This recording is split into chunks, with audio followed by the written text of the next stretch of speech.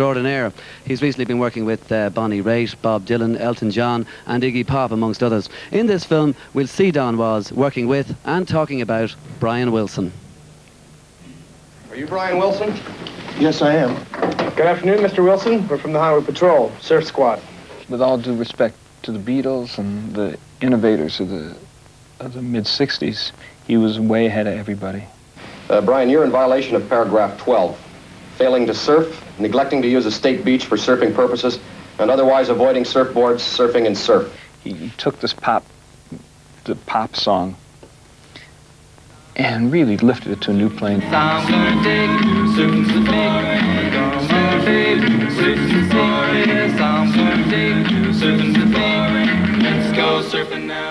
If anyone ever wanted to learn about being a producer, I would just say, go listen to Brian Wilson records.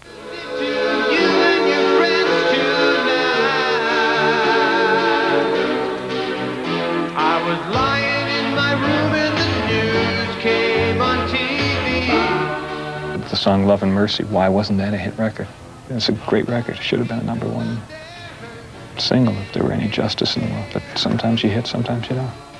Well, Love and Mercy was written about 5 years ago, and nobody really expected it. It was kind of like, I don't think anybody was ready for it, you know, because it had quite a heavy message in it, you know, like a lot of people would feel like, yeah, well, Brian Wilson's playing God with that kind of a song, you know. I wasn't playing God. I just felt that way, you know. I felt that way naturally. I wasn't trying to play God at all. There are lyrics in that song that are like very holy, you know, holy lyrics. I was lying in my room and the news came on TV. A lot of people out there hurting and it really scares me. Wilson's early Beach Boy success was short-lived. In the 70s, overwhelmed by drug problems, he ballooned to 22 stone, became a recluse and had a series of nervous breakdowns. In 1983, he placed himself under the 24-hour care of controversial psychologist Eugene Landy, who eventually became his partner and co-writer. Without Landy, it's unlikely Wilson would now be happily collaborating with Don Was. I met him through Dr. Landy, through Gene Landy, and Don was like, of course, a big surprise for me. You know, I wasn't ready for him. Very good-looking guy, you know, very extremely talented and very versatile. So, he's an exciting guy to know. All my life I've been running scared, feeling shut out, no one cared. Not my mother, not my brother, crazy beatings by my father, oh. Now that song had were written by Dr. Landy, because he knows my life, because he used to be my psychologist, so he knows my life story. You know? So what they did was they wrote a song about a guy who, what he's going through, who he knows, his family, his relatives, and they say, my cousins say I've changed my game. No, it's just that they wanted me to sing a song about my life. I think they wanted it to be. I think they wanted it to be therapeutic. My cousins say I hate the same, criticized I've changed my game. They're not happy 'cause I'm different, more creative. But our plans for releasing our records are June or July for this year. You know, for the album,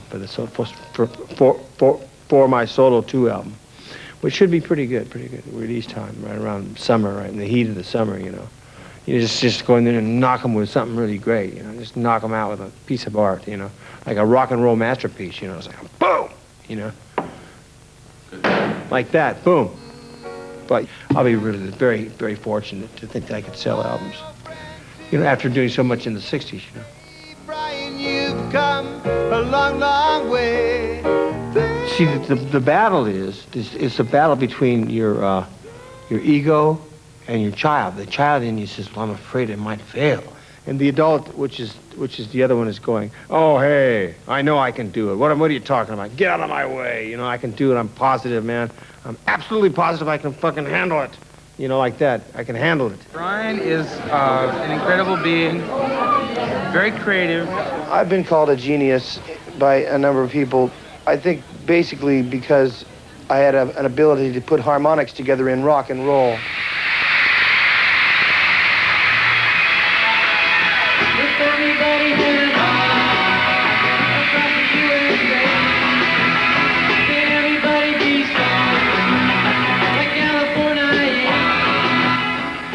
It's difficult when you accomplish something very early in life. You know, if you're 19 years old and, you know, everybody loves what you do and you're forging new ground and you're very successful, whether you're, you know, Boy George or Brian Wilson. You know, how do you follow that up? One can only wish Wilson good luck with his continuing comeback because his career seems to have been a long cry for help. He says his father used to beat him, which probably led to the fact that he is deaf in one ear. All of which makes the beautiful vocal harmonies he wrote even more astonishing.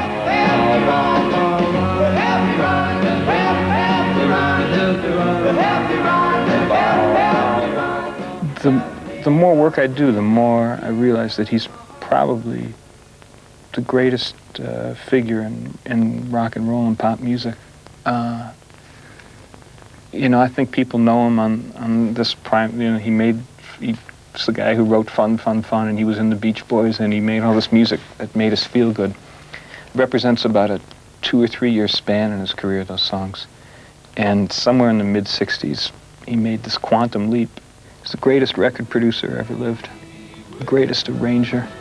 It's magnificent to go back and listen to something like Pet Sounds. The guy is I suppose he's like the Cézanne of pop music, really.